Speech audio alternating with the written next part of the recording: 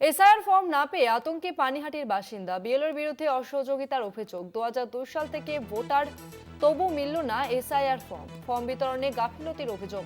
পাশে থাকার আশ্বাস দিলেন পানিহাটির বিধায়ক নির্মল ঘোষ। 2002 সাল থেকে রয়েছে ভোটার, তবুও মিলল না এসআইআর ফর্ম। বিএলওর বিরুদ্ধে অসহযোগিতার অভিযোগ তুললেন। এসআইআর ফর্ম না পেয়ে আতঙ্কে পানিহাটির বাসিন্দা। বিএলওর বিরুদ্ধে অসহযোগিতার অভিযোগ।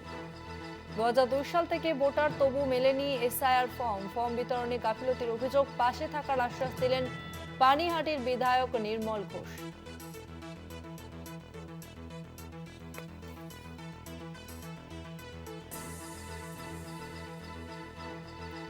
2002 সাল থেকে ভোটার, তবু মিলল না এসআইআর ফর্ম। বিএলওর বিরুদ্ধে অসহযোগিতার অভিযোগ।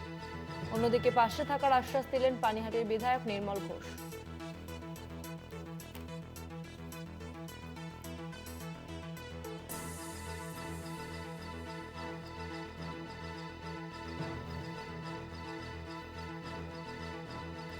কথা বলবো, আমাদের সঙ্গে ফোন লাইনে রয়েছেন প্রতিনিধি জয়ন্ত মজুমদার। জয়ন্ত, ঠিক কি অভিযোগ সামনে আসছে?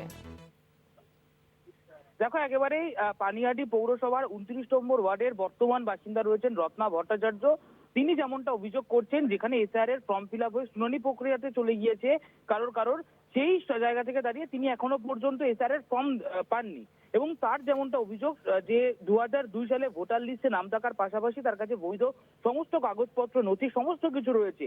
তা সত্ত্বেও যে বিএলও রয়েছে, সেই বিএলও তিনি তাকে কিন্তু কোনো রকম ভাবে সহযোগিতা করেননি, এমনটা কিন্তু অভিযোগ। তার আরো অভিযোগ, তিনি 30 নম্বর ওয়ার্ডের বাসিন্দা ছিলেন, সেখানকার তিনি ভোটার ছিলেন এবং তিনি এর আগে ভোটও দিয়েছেন প্রচুরবার। তো সেই জায়গা থেকে দাঁড়িয়ে যিনি বিএলও ছিলেন রত্না দাস, তার বিরুদ্ধে অসহযোগিতার অভিযোগ তুলেছেন।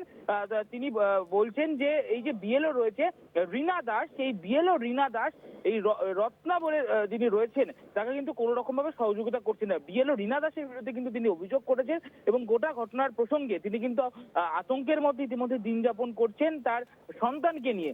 ফলত তার নাম কেন কেটে দেওয়া হলো, এটাই তিনি বুঝে উঠতে পারছেন না। এইখানেই তিনি কিন্তু উষ্মা প্রকাশ করেছেন। গোটা ঘটনার বিষয় যখন জানতে পেরেছেন পানিহাটির বিধায়ক নির্মল ঘোষ, তিনি বলেছেন এটা চরম নিন্দনীয় ব্যাপার। বিএলওর বিরুদ্ধে নিন্দার অভিযোগ তুলেছেন এবং তিনি বলেছেন যে তার দলের কর্মীরা সঙ্গে রয়েছেন, তিনি সঙ্গে রয়েছেন, পাশে থাকার আশ্বাস দিয়েছেন তিনি, এবং তার নাম যাতে কোনোভাবেই বাদ না পড়ে সেই বিষয়ে তিনি কিন্তু লক্ষ্য রাখবেন, ধ্যান দেবেন, এমনটাই কিন্তু বলেছেন পানিহাটির বিধায়ক নির্মল ঘোষ। ধন্যবাদ জয়ন্ত।